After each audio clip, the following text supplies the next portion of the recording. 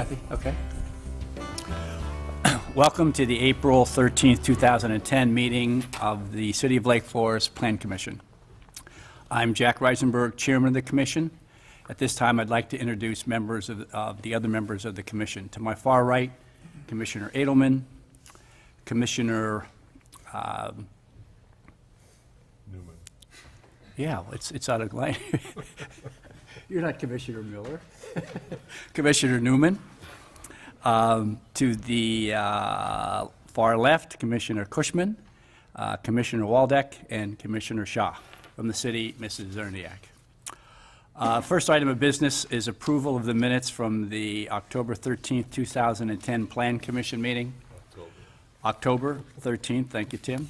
Are there any corrections or requests for clarification?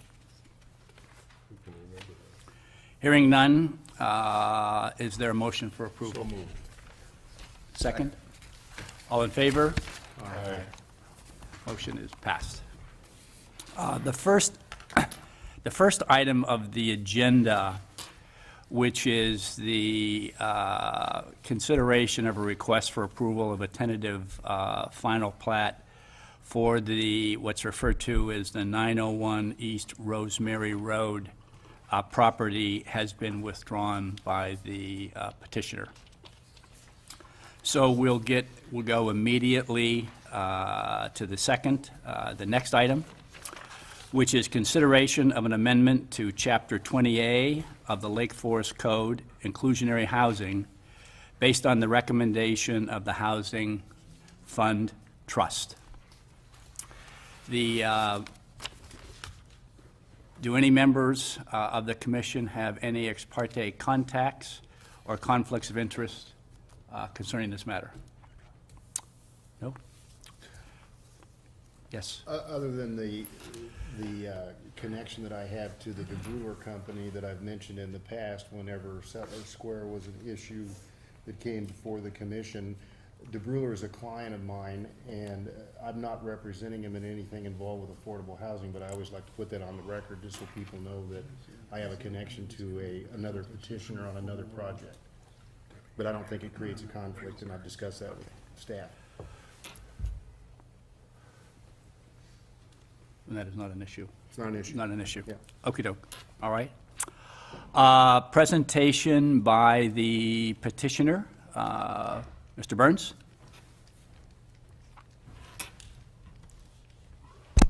Good evening, Mr. Chairman, members of the Plan Commission.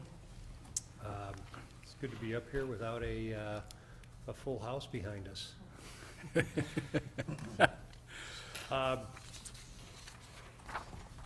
This is in kind of reaction to the City Council requesting that the Housing Trust take a look at the inclusionary zoning ordinance that was adopted several years ago to see any updates or recommendations for changes should be made. On October 18th last year, the City Council adopted an update to the City of Lake Forest Affordable Housing Plan, and the executive summary of that plan was approved by City Council, which identifies implementation measures, including the following: applying the inclusionary zoning ordinance to new single-family developments that had been excluded previously. It was previously only covered multifamily developments. So one was the major changes were including single-family developments, and the in section 20.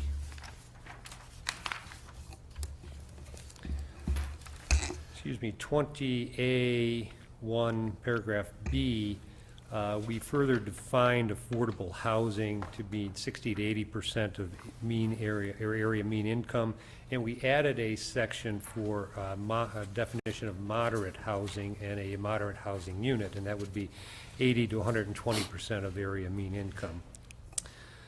Section 20A3, excuse me, that was a single family where I previously mentioned. Section 20A4B, there was a minor change there stating that the calculation adjustment that any rounding for purposes of units would not be less than one unit. And section 20A8 A1, we recommended that the cash in lieu of payment be changed from $130,000 to $200,000 to more realistically reflect the cost of land and construction of affordable housing unit off-site. This cost is in line with the payment in lieu of set by Highland Park and below recent estimates received from the Community Partnership for Affordable Housing for construction of affordable units. Now, the City Council retains discretion over whether affordable units are required on-site as part of a development project or payment in lieu of is acceptable. The concept of removing the exclusion for the single-family attached units has been raised at a number of public meetings over the past 12 months. It's not a new concept, but it's timely given the limited amount of developable land remaining in the city and the expected improving market conditions. These amendments are part of a continuous process of improvement and adjustment of the affordable housing tools adapted by the City Council. Last fall, the Council restated its commitment to assuring affordable and moderately priced housing in the community through a multi-pronged approach. A key approach is assuring that the affordable housing goal is furthered in conjunction with any new developments that occur in the community. Be happy to answer any questions if you have them on the proposed changes.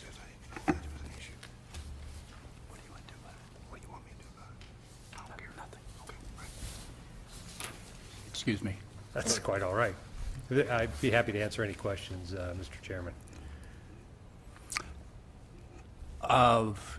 Do we want to do the questions right now, Kathy, or do you want to, I can make just a few introductory comments. okay, and then, Michael, we'll come back to you? Sure. Okay. This is a code amendment presented to you for a public hearing tonight and action if you choose to move forward. As you know, code amendments do come forward from time to time as we look at different chapters of our code. You recently completely amended the subdivision chapter of the code. That particular chapter had not been rewritten in its entirety since 1940. In this case, this chapter was approved in 2005, really at the start of the city council's very focused effort to support affordable housing. As we've worked through various documents and had various community discussions on affordable housing, as we listened to the city council during numerous discussions last fall, this is just one piece of coming in and really updating, refining the ordinance a bit. The amendments are not substantial. They're really focused in a couple areas. So it's not unlike any other code amendment where we really do try and keep the different provisions of our code alive and updated. We're not always successful, but we are trying to stay on top of this. The city council last fall was considering specifically the Settlers Green development. As you probably know, they did not accept the financial term sheet for that project as presented. However, they did give very strong direction to the Housing Trust Fund Board to continue to pursue and implement the city's housing goals and build a variety of tools. This ordinance is one of those tools, although to date, for instance, we haven't seen the Barra project go forward. The Barra project did come forward, and as required by this ordinance, we expect to see between 12 and 15 units, affordable units, as part of that development. So although we haven't seen this actually result in any units, the Housing Trust unanimously endorsed the amendments as presented to you to make sure that we're ready and we have the ordinance in appropriate form as we begin to see some development moving forward. Based on all the conversations that have occurred to date and the lengthy discussion of these various items, staff does recommend approval of the amendments as presented. I would be happy to answer any questions. Okay. I'd just like to add that Sure. these recommendations were unanimously approved by the reconstituted Housing Trust Board. Okay. Any questions or requests for clarification from either petitioner or staff? Michael, starting with you. I have a bunch, and I may overlook some of them and then ask for you to come back to me. Of course. I guess my first one to Michael Burns is the increase from $130,000 to $200,000 for the payment in lieu. What's the rationale for that? Is it to discourage developers from paying the fee in lieu and actually building the affordable unit, or is it to generate more revenue, assuming someone pays the fee in lieu instead of, what's the rationale? We would prefer to see sites, or units on sites. So it was, there were a couple rationales, Mike. It was felt that, one, that when we did have petitioners coming forward, that the $130,000 was pretty much an afterthought, that it didn't get their attention at all in terms of, they'd just rather pay it than putting the units on site. Additionally, the cost of providing these units, if we've gotten into it a little more, we've realized that it's inadequate to provide the units. So we had a situation where developers were willing to write the $130,000 check right away to give us the units, but we couldn't afford to put the units up for that amount of money. So it's both. We would rather see the units on site, and I think the council's made it clear that they would rather see the units spread throughout the community, and to actually be able to afford to put a unit up for a payment in lieu. Okay.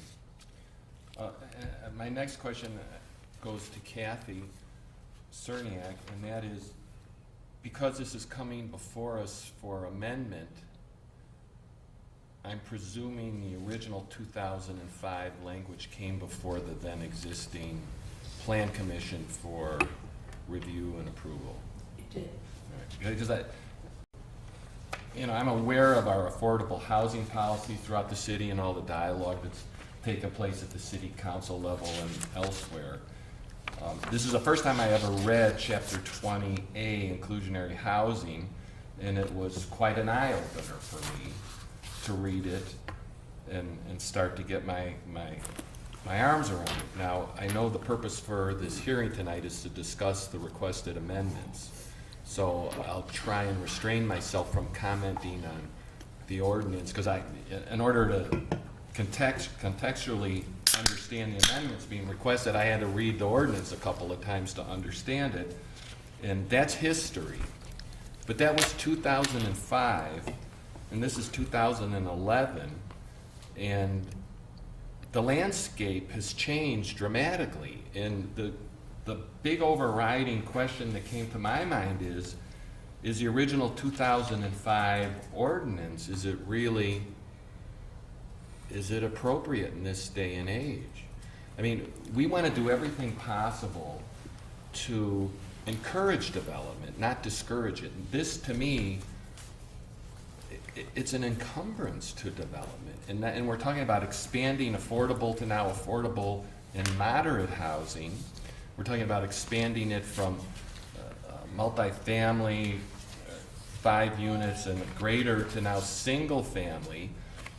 Do we, policy-wise or philosophically wise, and I'm just throwing the question out there for conversation, in these difficult times where developers who never had to deal with affordable housing in the middle of the last decade, most of them are gone and didn't survive doing what they really knew how to do best, and now we're asking them to do something on top of what hopefully they know how to do best, and that is develop affordable housing, where it's a pretty cumbersome process. So I guess it's kind of a rhetorical question, but it's something to think about.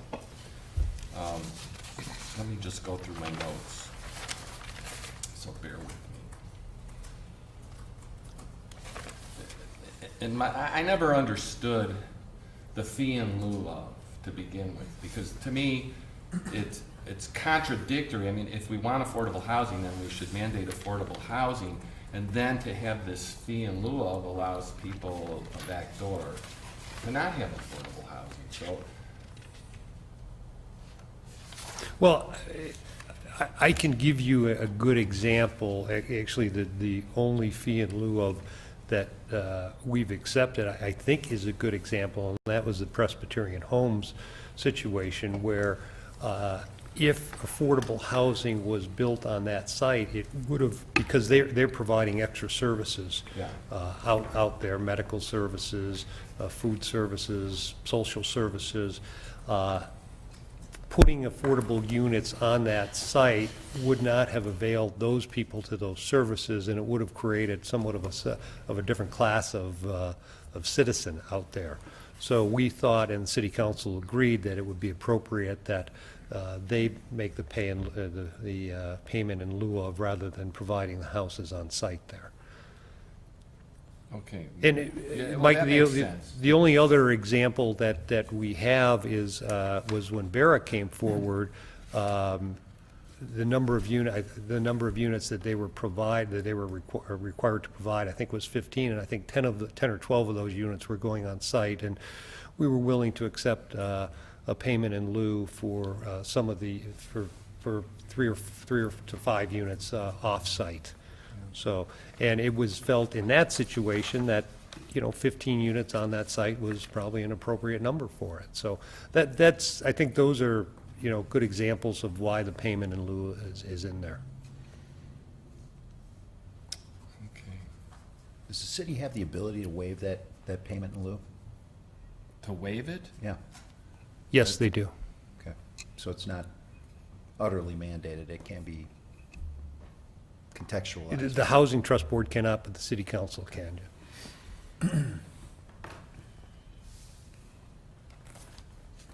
Well, then that's even a bigger loophole, Mike. Michael, do you want to move on, then we can come back to you if you have any? Yeah, questions? come back to me. Okay. Commissioner Newman? The only question I had to do was with income levels.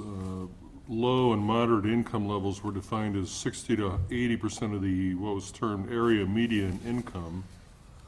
And further down, the area median income was defined as median income level for the Chicago area, which is a different number than what the Lake Forest area would be. Yeah, and Tim, the area median income is a defined, I don't know, definition. I mean, that's how government calculates. But is it the whole SMSA for Chicago? Yes, it is.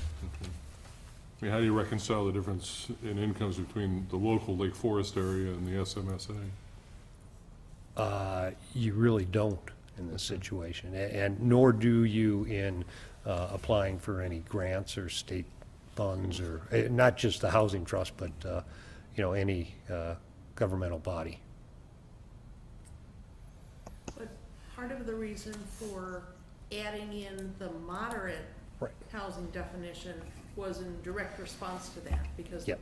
the comments heard from the community were that the affordable might be too low to meet some of the needs. So that's why this is being amended, to add that moderate level, which bumps that income up. The So, point was, if it was 30% of the income was the maximum that could be devoted to housing, and if the income was based on the larger Chicago area, I think, I remember the comments earlier was that people couldn't really afford to live in Lake Forest given all the other costs. And so you're Well, saying I- the moderate rose up from that? Moderate was, moderate is a term, a defined term, but the city council had directed us to not, to expand our efforts, if you will, to include moderate and not just to include affordable. If I may, I think that the terms in there, the area mean income that's defined in there was used because when the city originally adopted this plan, it was in reaction to a state mandate that the cities provide of 15% affordable housing, which would have been unattainable. But, the city took several measures to try to mitigate that. But the city council at that time thought that, in theory, that we do want to support affordable housing so that the inclusionary zoning was modeled after what we were trying to attain, and what the state had put forth. That's my recollection, having been on city council at that time. My recollection's always not 100% correct. Commissioner Cushing? Mike, we were just, as an aside, we posed this question earlier. Has the Housing Trust done any studies with respect to affordable housing as pertaining to the definitions of enclosed herein? How many units exist in neighboring communities to Lake Forest, that, sister communities, for lack of a better description? How many affordable units exist? Right. So whether we go to Highwood or Lake Bluff or Libertyville, Jeff, I don't have that information tonight. I'm not prepared to. I believe in some point that we do have that information. I don't recall. I don't have it with me. yeah. I guess my question, Mike, is I just generally like to understand exactly where the perceived shortage would be met geographically if it was not met in Lake Forest. Well, Just as that gets to a bigger policy question too, and the policy question that the last 4 or 5 mayors and city councils have determined is that there are affordable housing needs in Lake Forest with Lake Forest residents, and to say that there are affordable units in Highwood, that we shouldn't provide any here is something I think that the city council's tried to address. Yeah, So- and I'm not making that Yeah. a philosophical judgment. I'd just like Yeah. to understand what the inventory is and where it exists No, I- in relation to our community. There are, I don't know the numbers. I mean, certainly there are affordable units in, some of the communities not too far away. What our direction was is to provide affordable units in Lake Forest, Yeah, for I Lake understand. Foresters. I have a question. Mike, was there any discussion amongst the members of the board about prioritizing who would receive affordable housing? And the reason I'm asking that is I recognize that the inclusion of moderate housing is a response to some of the public commentary that we have and had on the subject, and I commend the board for making that inclusion. And I also remember when we were talking and debating this issue before, some talk about prioritizing housing for our residents, for longtime residents of the community who had perhaps been, no longer able to maintain their homes. Was there any discussion about, is that just not something that's not appropriate to be included in this chapter, or? I haven't read the ordinance in a while. I think there is, Kathy, maybe you can help me on this. I think there is a stated priority in there. If I'm wrong on that, I will tell you that the Housing Trust Board, in any development that we're looking at, has the ability to, within fair housing, within confines of the Fair Housing Act and laws, we have the ability to state preferences. And clearly the preferences are for Lake Forest residents, seniors, employees of the city. Let me help you out of this. Kathy, if you go to page 7, it says eligibility of households, Yeah, thank you. and then it's in order from 1 to 5. 1 is households who live in Lake Forest, and the head of the household or the spouse or domestic partner is 75 years of age or older. And it's households who live in Lake Forest, and the head of household or spouse or domestic partner is 65 years or older. And the third, in terms of preference, is former Lake Forest residents that are age 65 or older. It's former. And then fourth are parents of Lake Forest residents who are age 65 or older. And then lastly, heads in which the head of the household or spouse or domestic partner works in Lake Forest. Thanks. But within the confines of the Fair Housing Act generally, is there anything that would preclude those 5 categories from being given the preference that we want to achieve? No. So we have the ability as a community to continue down that path initially. Yes. Okay. Now, again, I want to make a point clear here. That preference is for the housing that's developed relative to the inclusionary zoning law. To use as an example, the Settlers Green was not part of the inclusionary zoning, so we had established separate, very similar, but separate preferences for that development. And that's why I asked the question, because I just remember that being a concern regarding the Settlers Green project, that perhaps we weren't benefiting the people in the community that we most wanted to benefit with that particular. There was that question. Not everybody agreed with that. Okay. Mike, has there been, is this the first public gathering regarding these amendments?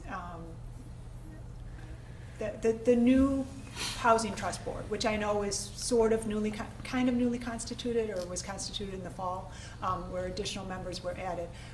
Have they had any question and answer sessions with the public, or? Well, our meetings are all open to the public. They're noticed, they're open to the public. Public attends the meetings. So there's been. I think we've had 2 meetings now with the full board, and they've both been attended by members of the public. Those that want to get up at 7 o'clock and come join us. Commissioner Shaw? Yeah, I needed to get some clarifications, because I'm still confused about, under the definition of affordable housing, it talks about it says decent, safe, sanitary, and appropriate housing that low and moderate income households, comma, households earning between 60 and 80% of the area median income. Then when you go down to moderate housing, it talks about the definition of moderate income households, comma, households earning between 80 and 120% of the area median income. I'm a little bit confused about what the definition is of moderate income households, because the definition under affordable housing seems to include 60 to 80% of median income, whereas the definition under the phrase moderate housing seems to go 80 to 120. So am I missing something, or is there inconsistency there? Where are you looking at, Mark? I'm sorry, I'm looking at, on page, I think it's the first page, it looks like it's the first page, it's under section 20, capital A-1 definitions. You have in general is A, definitions is B, and then the first thing is affordable housing, where they've got the redlining addition, which I'm assuming is the amendment that we're looking at. Correct. And then they've got the whole section called moderate housing with the definition. The definition of affordable housing seems to include moderate income households, which it seems to define as 60 to 80% of the area median income, but then the standalone definition of the additional moderate housing says 80 to 120. So I'm a little bit confused about. Well, affordable is 60 to 80. Yeah, but you use the word moderate income households within the definition of affordable, well, you don't, but the previous statute says that the definition of. I see what you're saying, and I think that that's, I think that that's probably not worded properly, and I think moderate should come out of that paragraph, since we added a And that's what I was definition trying to get at, because it looks like that they've narrowed the definition of Yeah. affordable housing with the amendment, but they didn't take out the word moderate income households, and then they below. created a whole separate I section. focus on the red print, not the existing You'll plan. have to forgive me, but I'm a litigator and I focus on every word in a statute. I think you're correct. I think that probably should be rewritten. So is it your understanding, sir, that the definition of moderate housing, if this were approved, would be the 80 to 120? Yes, sir. Okay. And would the definition then of affordable be 60 to 80? Yes. Okay. And I just want to make sure I understand, what is the definition of area media income? What is that income that we're operating off of? Kathy, do you have that? For, I don't know all the different family sizes, but I believe for a family of 4, the area median income is about 74,000. Yeah, it depends on the number of persons in the family. That's the one number. And what's the area? Is it Lake County, or? No, it's It's the the Chicago Chicago metropolitan State area. House. It's 7 counties. Because there are various federal definitions of median income. there's definitions for the Internal Revenue Code and there's definitions for the bankruptcy code to determine household size and what their median income is, and so I was wondering if there was some connection to that. You seem to think it's a household of four is like 74 something? Yes, Okay, so then, if I understand the way this would work, moderate housing would mean that a household of four with 74,000, that they would be eligible if they earned between 80 and 120% of the 74,000 in that example.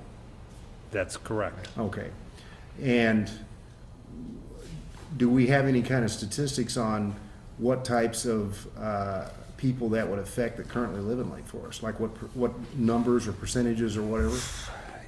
Yes. And Kathy, I'm looking for help for you because I can't recall the exact percentages, but it was surprisingly high. and I don't remember, I want to say 17%. No, 17% was the affordable, Okay, 17%. Oh, the 60 to 80 number? correct. So 17% of existing residents. Excuse me, would qualify for affordable. 17% of people that currently live in Lake Forest would qualify under the old affordable housing definition? Correct, and those were Census Bureau numbers. Are those single family home? I mean, is that one person in the home, or is this family of four type of stuff, or you don't have the I details? don't have that, I mean, it was, it was broken out from the census. Okay. My next question is, why is it, and you said it, but I didn't follow it, I was talking to Jack and I think I missed it. Why is it that we're being presented with the idea of creating only single family as opposed to the multiple Oh, no, units? we're not, we're adding single family. Why are we doing that again? I didn't catch that. In all honesty, it probably should have been done originally. There are a few developments, potential developments to be built in Lake Forest that will probably be single-family developments. The city council's desire is to have the scattered units around the city, and this seemed the best way to accomplish that. So. Two reasons. One, to get additional housing units. That's the primary reason. And two, to have them further scattered throughout the city. So it was thought that if you actually went to single family, that you would be able to build more of them because there's just one to build then, or what, as opposed to 5 or 10? No, if there's a 10-unit develop, or a 15-unit, single-family development, they would have to provide 15% or fraction thereof of affordable units or payment in lieu. It's no less than one, correct? It's no less than So one. if they do two, But it has to, the minimum development size, I believe, is 5 units that's covered by it, yeah. So this would potentially increase the number of affordable or moderate, or whatever the word is we're gonna use. It would increase the number of them if you could go to single families. It would increase our capability to do that, yes. To comply with that Yeah. goal, Yeah, but, basically. yes. What is the reason that,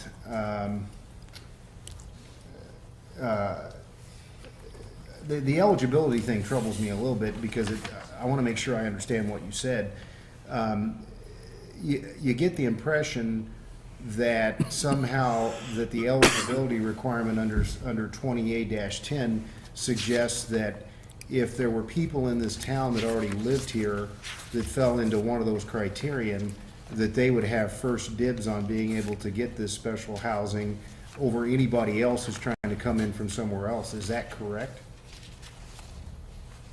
Within fair housing laws, yes, that's correct. So Lake Forest then could, if they had a sufficient group of people that already lived here that desired to have that kind of housing, the less expensive housing, then they would be able to be on the list above anybody else. That's the law. That's not the law, that's the ordinance. And has that ordinance been tested by anybody as to its enforceability? Not in Lake Forest. I believe that Mr. Filippini feels very strongly that, that the way it's drafted would withstand any test.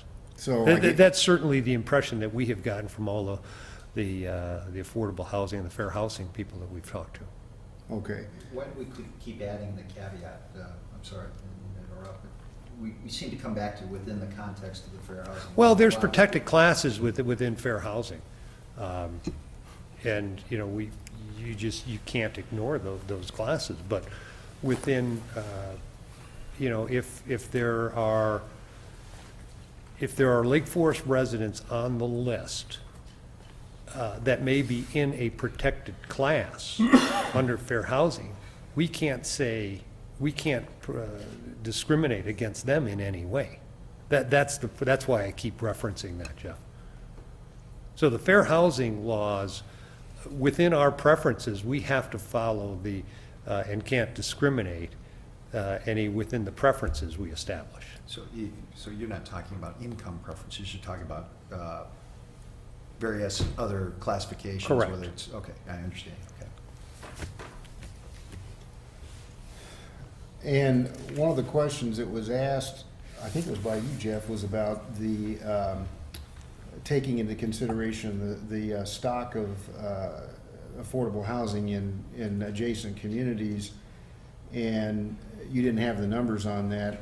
But the numbers on that are really irrelevant for what we're trying to do. I mean, our direction is to provide affordable housing, moderately priced housing in Lake Forest.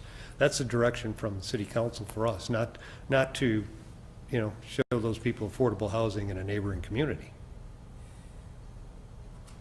Well, but you're asking us now to modify the ordinance so that it will expand or create a bigger magnet for people to be able to come into the community Or stay within the community. or stay within the community. But one of the big arguments that's been made in the past as to why we ought to have greater access to affordable housing was because of all the people that work for companies in this town that allegedly couldn't afford to work here because they couldn't afford to live here and it was too far to travel, as I recall. Well, that was a particular project that we received state funding for, which again, by city council direction, we're obligated to go out and try to leverage the affordable units as much as we can. And the funds that were available for that were for, not necessarily employee housing, but it was certainly one of the things that the previous city council was thought it very important to provide employee housing within the community. That previous development was not specifically employee housing. In fact, our preferences established for that development were Lake Forest residents. Was that Settlers Green? Yes, that was Settlers Green. Okay, so that issue about employees was more specific to the Settlers Green development. Well, the employee issue was more specific to a previous city council that felt very strongly that that part of our task should be providing employee housing. Okay, thank you. Just to interject, are there, on the affordable housing, or the Housing Trust Fund Board, are there representatives from entities like Lake Forest College? and- Yeah, there are. I'll be happy to, Tom Morse and I are the surviving members. Steve Madden, who is with Lake Forest Bank and Trust, is on the board. Matt Koshman, who's with Lake Forest Hospital, is on the board. Tom Trop from the Senior Cottage Foundation. Jim Buzzard from the Senior Resource Commission, and Leslie Chapman, who's with Lake Forest College. So I think what the mayor was trying to do was to create a board that had some representatives from the financial community in town, that they're a big employer, from a couple of the large employers and our partners in town in terms of, satisfying that requirement. So, and then obviously the addition of Jim from the Senior Resources Commission and Tom from the Senior Cottages has been extremely helpful also. Okay. Mike, I've got several questions. I may have missed, the first one I may have missed this if it's already been stated, but do we know what is the area median income? Well, yes. But again, it depends upon the number of people in a family. So for instance, there's an area median income for a one-person family, and there's an area median income for a four-person family, a two-person, a three-person family. Okay, so what would be the, when I look at the criteria, which is, you pretty much have to be 65 or older to, the first, number one is 75, number two is 65, number three is 65, number four is 65, so you pretty much have to be 65 or older, so I'm going to say it's you and your wife. So what, for two people, what would be the median, the area median income? About 50? I don't know that one off the top of my head. I do know that for the family of four, that's the one that sticks in my mind. It Yeah, was but about this is, I mean, given this 75. criteria, we're not talking family of four here, we're talking family, I seem to remember that for a family of one, it was 46. Which is the bankruptcy number, by the way, Yeah. coincidentally. So, I'm trying to remember, Jack, I think two was around 54, 55, somewhere in okay, that so area. we'll say 55, okay. So 80% of 55 is what, 44? 44. So a third of 44 is 15? 15, 30, 45? Yeah. Okay. So you'd be able to spend 30% of 15,000, which would be, you'd be able to spend a little over $2,000 a month, all in for your housing. Yes? Well, I'm not sure where you're at here, so. Oh, well, I just took, I took I'm agreeing with your 55, and math so far. I took the max 80% of the 55, Okay. which is 44, and then the rent, and can own or rent without having to devote more than 30% of their gross income to monthly housing expenses. So then I took 30%, Okay. 30% Okay. of that, yeah, okay, okay, all right. So that could either be a rent or a mortgage. Okay. All right, so, so now my question is, I'm a developer and I develop five, I come before the Plan Commission, I'm gonna do a subdivision of 5 houses. I'm gonna have to dedicate it one to affordable housing, one of those 5. Correct. Okay. What I don't understand, do I give you this house? Do I give the house to the trust? Or do I donate the house to a non-for-profit and then they manage it? It can be done either way, that the house could be a rental house. Typically, what the developer, and again, I'll use Barra as an example, the developer there didn't want to maintain the units as rental units. He wanted to give them to us. So they will either go to an entity that the housing trust defines as an ownership entity and a management entity for Right. those, or they could be sold, too. So, but as a Now, developer, I'm only gonna get paid for 4 of the homes I'm building, and No, the you, fi- the no, 5th I'm the donating. developer gets a density bonus for doing this. So 5 may not be a good example because I'm not sure if the density bonus would kick in. But the developer does get a density bonus, so let's just, for sake of an argument, if he's allotted 5, he gets to build 6, and one of those has to be an affordable unit on site. In a situation like that, I'm not saying that he's required, but that unit would probably be sold, and it would have to be sold at a price within the affordable range. And there would also be a deed restriction on there that would keep that unit affordable.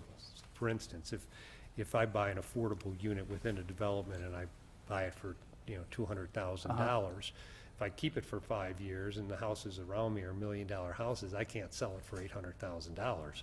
I'm allotted, I think there's some type of cost of living increase in there that you're allotted as part of it, but that, there's a deed restriction to keep that unit affordable.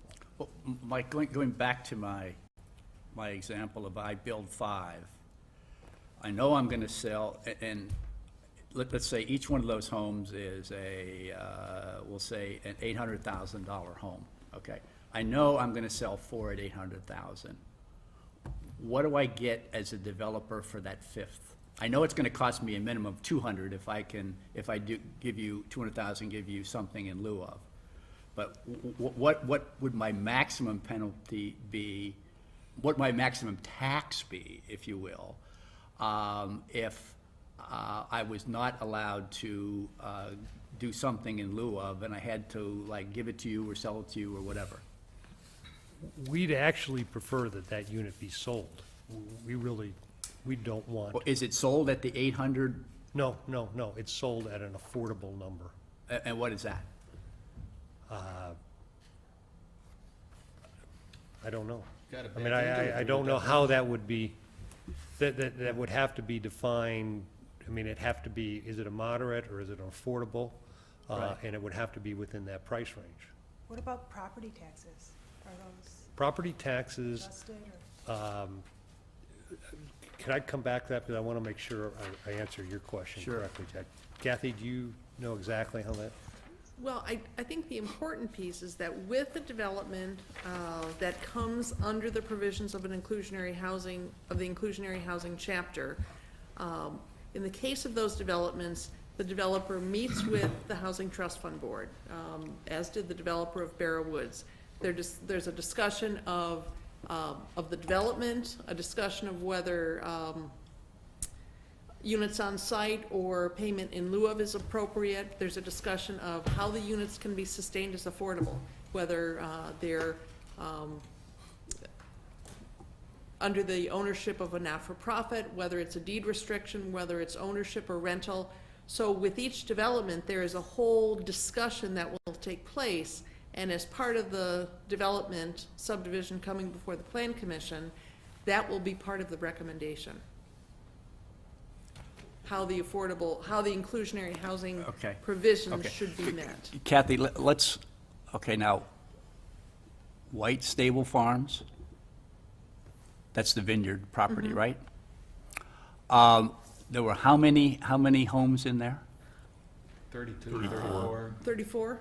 34, so that would be 13, that would be about five, houses. okay. But then he'd Five. get bonus lots. Right. Yeah. So he'd get another All right. 5. You know- He'd be able to build 39. I'm going back to Commissioner Edelman's comment about the times, the economic times we're facing. And I need to know what's the impact of this on a development? I mean, at a time, this is a terrible disincentive, a tax or a disincentive for single-family home development. Have we put any and also then it's a reduced revenue from the city because we don't get all the fees and whatever associated with it. Jack, actually, I think that is incorrect, because you would get the additional fees from the bonus lots that they would get. Well, you know, this is awfully squishy to me, because I don't know, I'm going into this thing with a real concern that this is a terrible tax on single-family home development in the Lake Forest community. And I can't put, I almost would like an impact study done on what's the reduced revenue, if any, to the city, and what's the additional cost to a developer. And I would suggest that we go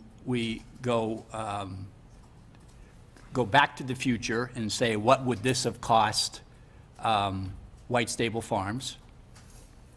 And then go into the future, what would the impact be on the city's ability to sell or develop Laurel Avenue?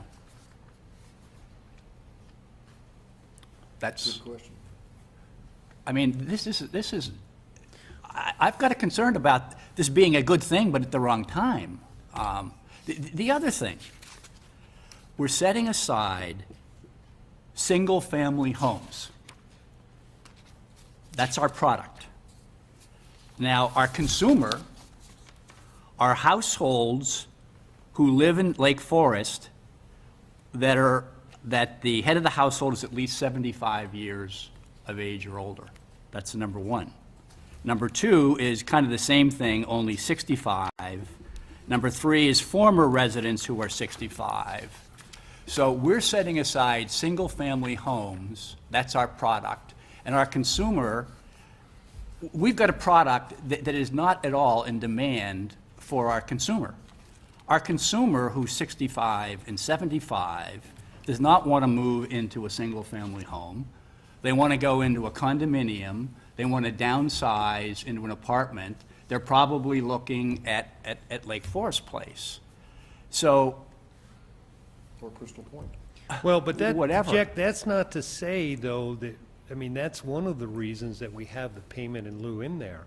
That if we have a project teed up that may be, you know, a small apartment complex or something like, you know, a small multifamily complex that may suit our consumer better, then it's the city's best interest to do that. right. Oh, so you wouldn't, you just let them pay the 200,000 per unit. So if we did White Stable Farms, you make them pay $1 million. It theoretically, yes. I mean, it really depends upon the development and how it could be, you know, how it works into the development. It just seems to me that this works better in a multifamily setting, Absolutely. and that trying to apply this to single-family as standalone single-family units, it wouldn't apply because it's a single unit, but the Swarthout development being 34 units, it seems to me that it has pretty strong bearing. And if it becomes a de facto tax to sort of not include affordable housing, in this market, spreads are sort of compressed, profit margins are compressed, you know, everything's sort of come in. I'm not sure it could be built, you know, and maybe the city loses. I don't know. I'm just kind of adding to your devil's advocate. Can I jump in and give you one other illustration? We've got a couple of 10-acre parcels that probably, that are zoned are an acre and a half. Is that 3 or 4? R4. So, in the old days, you could get 6 lots on a 10-acre parcel. Today, I'd say because of stormwater detention requirements, 5 lotter is more typical. So, in a 5-lot, acre and a half subdivision, you'd have to have 1 lot affordable housing. Now, this is just for consideration. How saleable is the lot right next to the affordable housing lot gonna be? When you're talking probably $1.5 million to $2 million package. Maybe those numbers should be adjusted down a little bit in today's market. Actually, I think the market for acre and a half lots is probably evaporated altogether right now. And we should be, that's another subject that this board or zoning should consider, is maybe changing some of our zoning to make housing more affordable, not to affordable households, but to your typical Lake Forest household. Anyhow, my point is this, the 10-acre lots that we have, I think by requiring a minimum of 1 lot to be affordable is going to taint the whole barrel of apples from a saleability standpoint for a developer. It's an incredible impediment. Or he could make the payment in lieu, Mike. Well, that's true.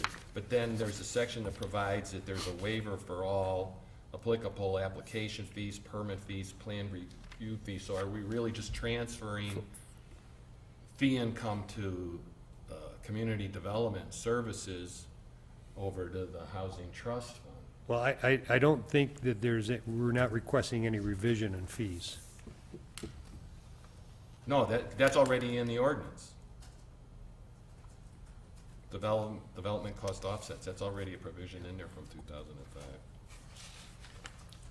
Well, I would suggest also that, you know, there being 2 sides to every coin, that given the times when things are tough, and that we need this now more than ever.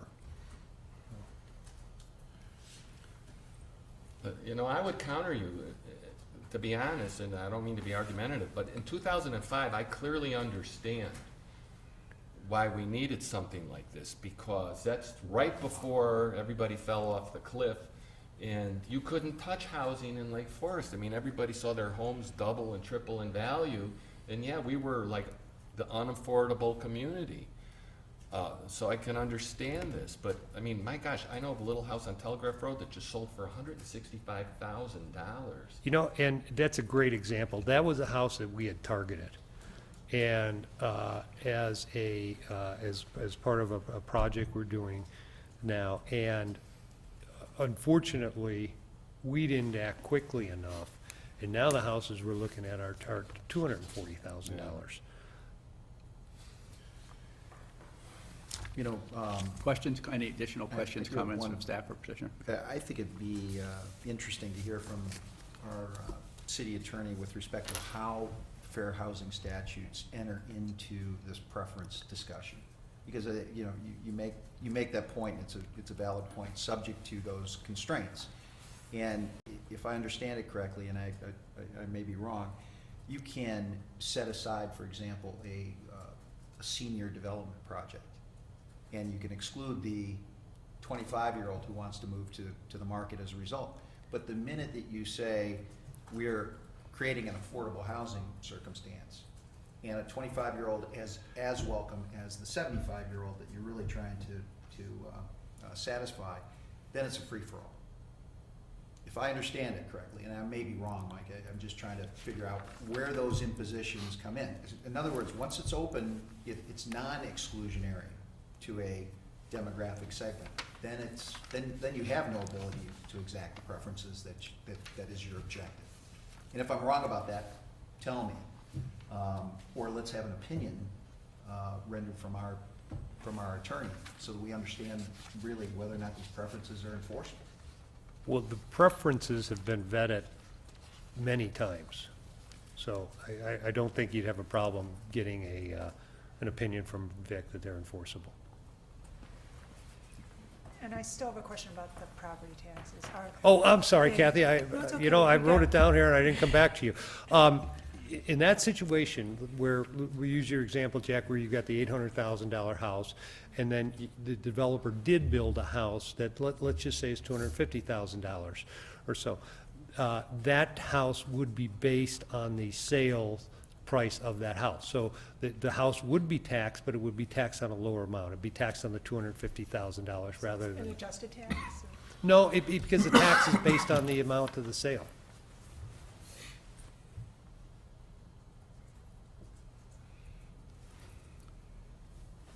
Okay, oh, sure, Mike? Yeah. Okay. Now, we're gonna have another crack at Mike.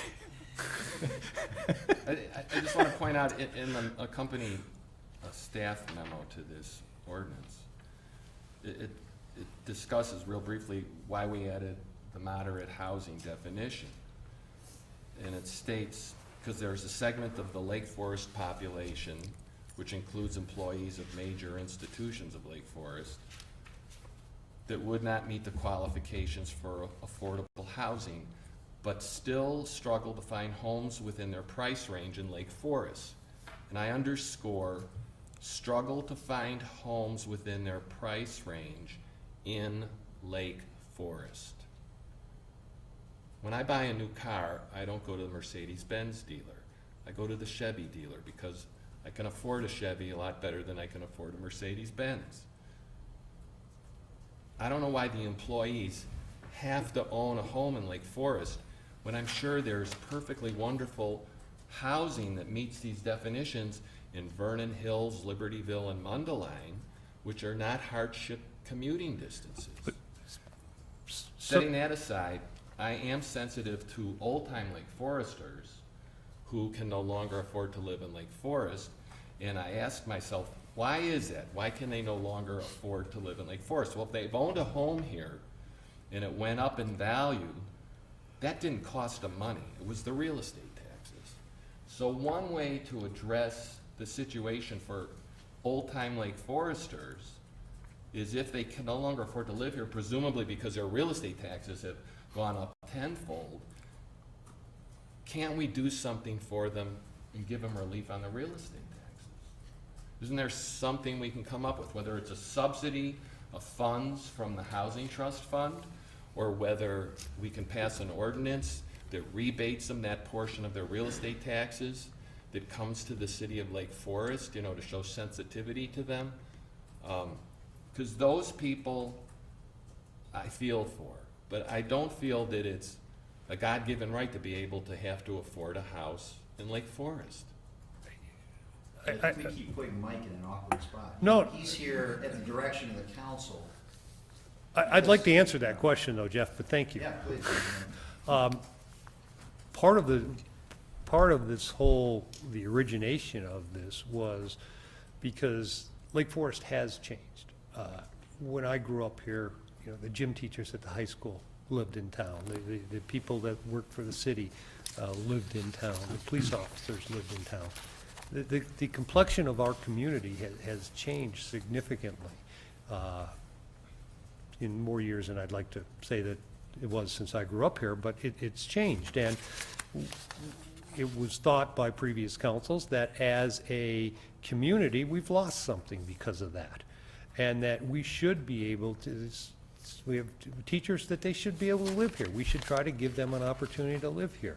We have city employees. They should be able to live here too. So, you know, part of this was to try to provide housing opportunities for teachers that can't afford to live here, whether, you know, and if they can, you know, yes, they could buy a house in Vernon Hills or Mundelein or Kenosha or wherever, but, you know, they add to the fabric of the community, and we'd like to have them here. Okay. Thank you.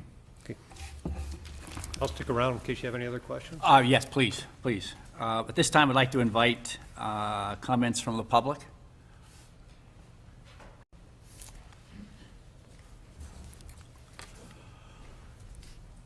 Please state your name and address. And My I name is ask Walt you, Nielsen. I live at 546 Timber Lane in Lake Forest. I've lived here for pretty close to 25 years. okay, and before you start, do you solemnly declare and affirm that the testimony you're about to give is true and correct to the best of your knowledge? I do. Great. I didn't view this as testimony in the Well. literal sense, but I'll live in that garden. Okay. I believe you all received copies of my commentary, and I'm not here tonight to go specifically over that. I would like to point out a couple of things, a couple notes I've scribbled down during the meeting, one of which goes to the question of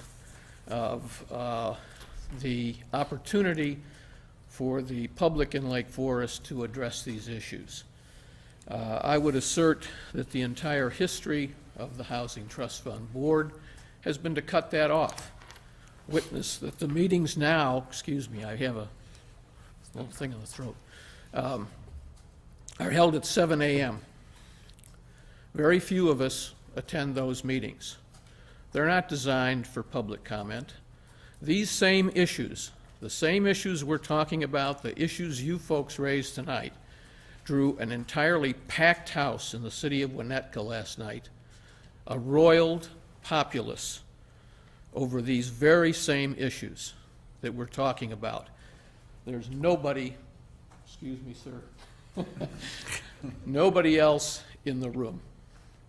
And I think that gives incredible testament to what's going on here is a bum's rush to outsource this program to a subsidiary of Highland Park. Well, I don't want to live in Highland Park. If we are in Highland Park tomorrow, we'll be Evanston the day after that, and I don't want to move there either. And I grew up in Oak Park, and I moved the hell out of there for a lot of these reasons. I get a little emotional about this because I've been involved, more or less, and certainly a very close observer from the very outset of the affordable housing legislation, which was brought by Karen May 7 or 8 years ago, where that came from, the issues in Lake Forest of how it was, some of it was coupled with the vote on home rule, that if we got home rule, we wouldn't have the state prescriptions, the state attorney general writes an opinion that says, oh no, folks, you can't do that, you're still subject to them. And going to the point earlier about the Fair Housing Act, what person in Lake Forest is going to stand up, whether they be private citizen, developer, or member of a board, to the ACLU and a sound truck or a video truck from Channel 5? Because that's who's going to enforce the fair housing laws on these deals. Your example of the White Table Farm project shows exactly where the major fault lines in this entire concept lie. This is doing affordable housing. I call it subsidized housing because I view it from the people who are paying the bills, not the ones who are after the subsidy.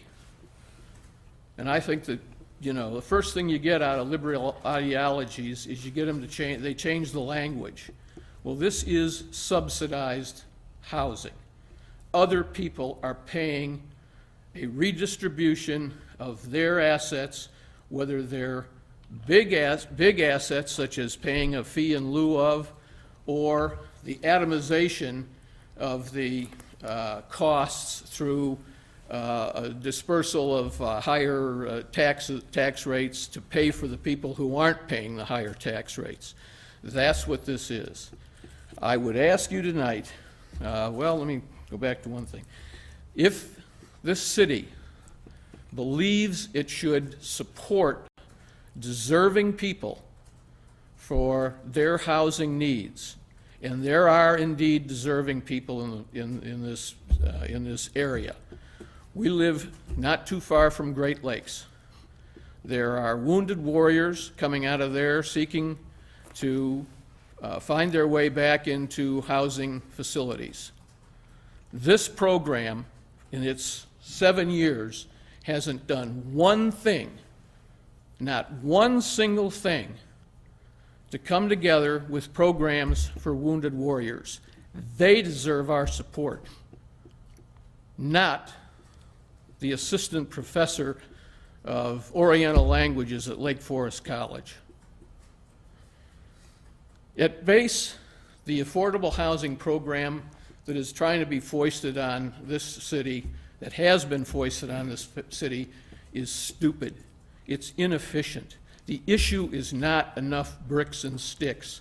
The issue is some deserving people don't have enough income. There's a way to fix that through a scholarship model that doesn't involve all of the sturm and drang that you get from Not in My Neighborhood, from all of the tricked up financing schemes that they have to go through, excuse me, to try and support these things, without the outside interests of people coming from Evanston, Oak Park, or wherever, you know, to try to support this, because there's a cottage industry that exists around the affordable housing programs. And I don't think that, especially at this time, this city should be using its increasingly, or it seems to be increasingly, dear assets on other than its legitimate needs, and this is not one of them. I go to the Chevy dealership too. I don't deserve a Mercedes-Benz, even though I might want one.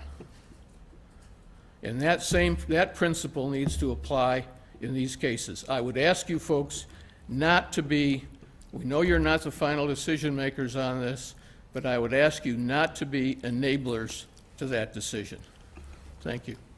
Thank you.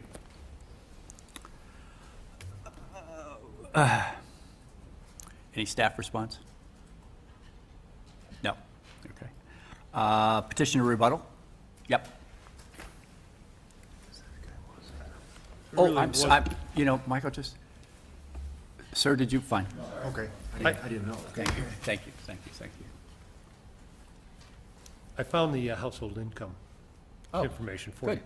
So one person household, what is affordable housing, who needs it, household income ranges targeted.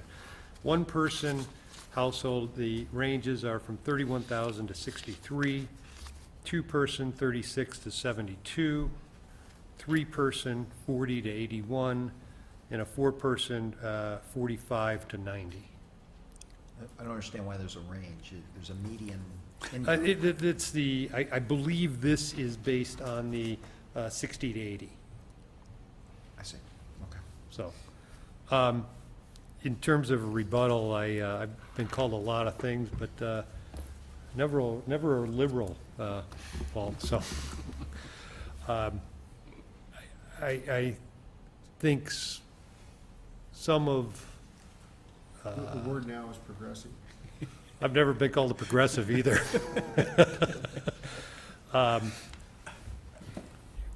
I've been here before, we've made our comments. I mean, this is what we're directed to do by city council, and I think the Housing Trust has really served a very noble cause within the community, and that's what we're trying to do.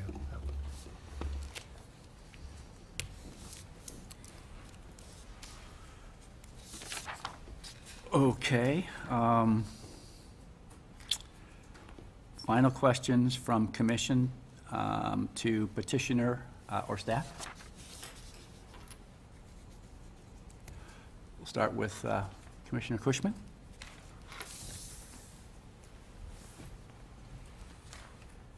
As I sit here today, I'm not prepared to endorse the proposal in front of us, even though it largely amounts to a clarification of an existing ordinance.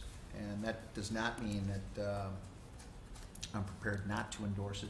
It just means that today, given some of the questions that still exist, I'm uncomfortable moving forward with the amendments as proposed. And that's as simple as I can state it.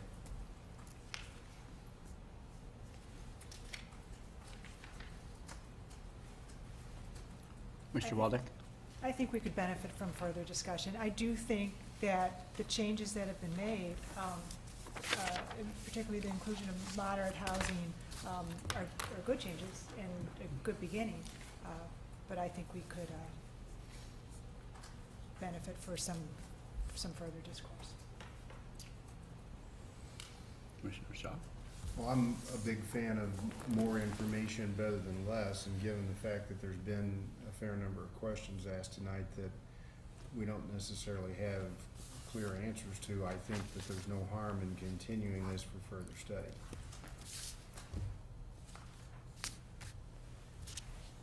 Commissioner Edelman? Good question. I agree with all of your comments so far, other than, with all due respect, Ms. Waldeck, I don't care for the moderate definition because it's an expansion, a broadening, and to me, less is more in this instance in particular. But I think it needs a lot more scrutiny, and I would love somehow for the public to become more in tune to this than perhaps they are. The fact that Winnetka purportedly had a massive turnout last night and we don't, I just think times have changed. And Mike, you gave an eloquent answer to why, talking about the fabric of the community because school teachers used to live here and other people like that. And I can't dispute that. That was a great answer. But I'm old enough to remember when it was safe to hitchhike to New Trier and when the Wanzer milkman would deliver the milk to my house. Some things just aren't forever, and we change. And we've changed dramatically just in the last 6 years since this ordinance was enacted in 2005. So I think it needs more of a consensus from a lot more people before I'm prepared to do anything with it. I mean, I'm scared by the revelation from having reviewed the ordinance in its entirety the past week. Commissioner Newman? Well, I agree with Commissioner Edelman on the comments from Mr. Burns about teachers and the baker and the plumber and all those folks. I happen to live on Highview Terrace, which is part of a 4th Street subdivision known as Northmore. And probably when you were growing up here, it was more affectionately known as Codfish Town, because that's where all the quote-unquote help lived. And it's one of the last bastions of smaller lot single-family homes in Lake Forest, and it's a delightful neighborhood. And I would hate to see that be lost. That's a different discussion than what we have here, but I guess before we consider motions, I'd like to ask the question of what we're being charged with here tonight by City Council, and that is, are we being asked to discuss the merits of the ordinance itself, or are we being asked to approve the proposed changes as stated in the paperwork given to us tonight? It seems to me that our discussion has gone off on the merits of the ordinance, and I'm not sure that's why we're here. The chapter is something that has been adopted by the city council. What is in front of the commission tonight is the amendments.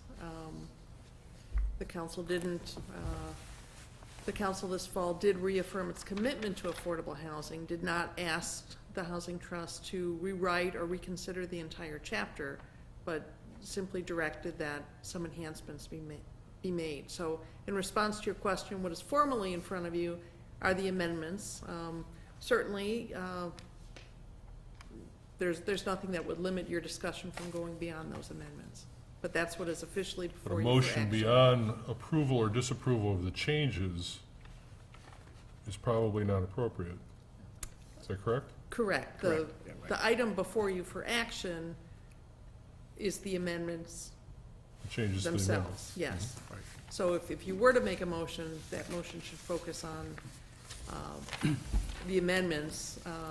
Certainly, if you wanted to forward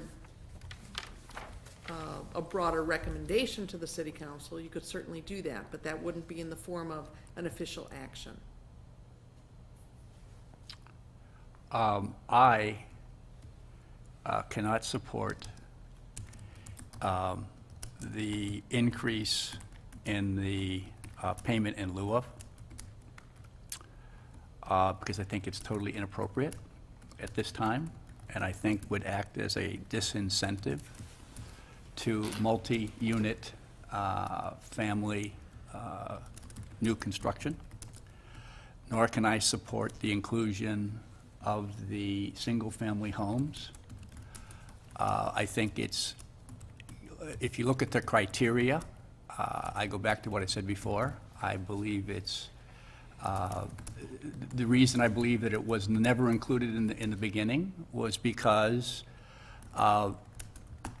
it would set aside a product, a single-family home, for people who are wanting to go in a different direction, meaning downsizing. Also, I think I cannot support, I think it's almost unconscionable at this point to tax single-family home residential development at the time when we're in probably a double-dip recession in the housing market, if not a depression. So that is my take on the matter. And I will entertain any motions or any further comment. Yes. I'd make a motion or move to continue this matter for further study.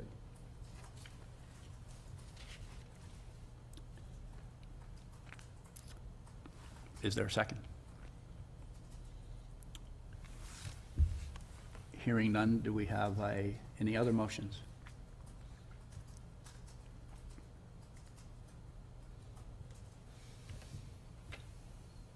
Well, I think there has to be a motion to approve the changes or Or disapprove? disapprove. Right, That seems to be the primary directive here, I agree.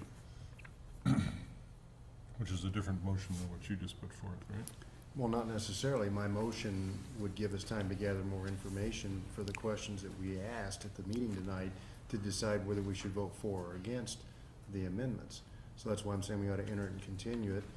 One of the questions was having Filippini give us an opinion regarding the fair housing laws and the overlay on our ordinance, as well as a number of other questions that we had that weren't answered. So by continuing this, it would give us time to find more information. We Question. could have a vote up or down, but I'm not sure if people are prepared for that, given their Question for Kathy. Had Vic Filippini reviewed the changes prior to their submission to us tonight? Yes.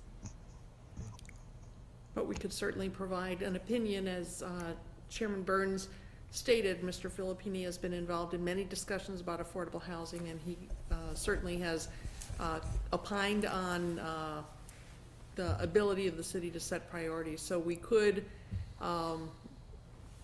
go through the issues and the questions that you asked and bring you back more information, including an opinion from the city attorney, if that's the direction you'd like to go. So that was the basis for my motion. But if we want to have a vote on it tonight, I guess you can make that motion, so. Yeah, I think we ought to call for the question. Well, there's no motion or second on the floor.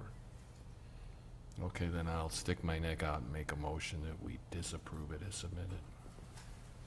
Is there a second? Second.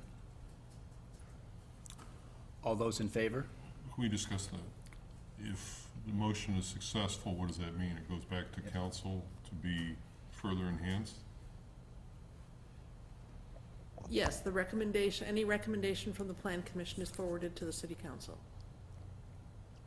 Well, disapproval doesn't seem to me to be the same thing as a recommendation.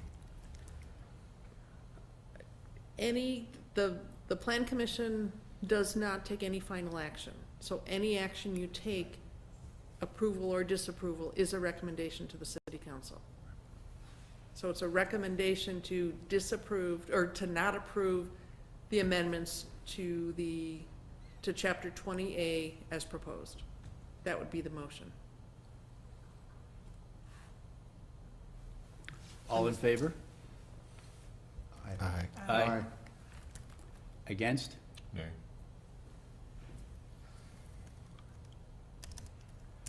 Okay, the motion is there's a recommendation to not recommend the changes to the city council by a vote of 2, 4, 5 to 1.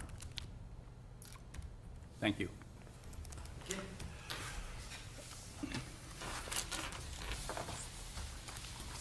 The,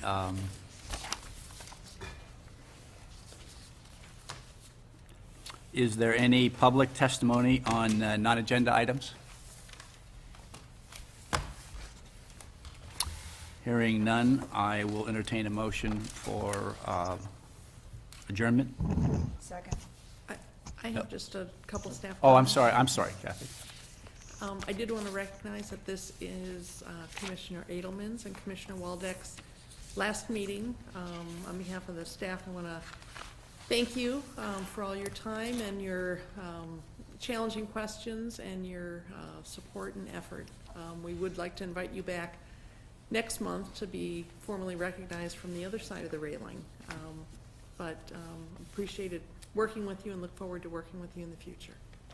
Should we also recognize that it's Commissioner Edelman's birthday? Tomorrow. Tomorrow?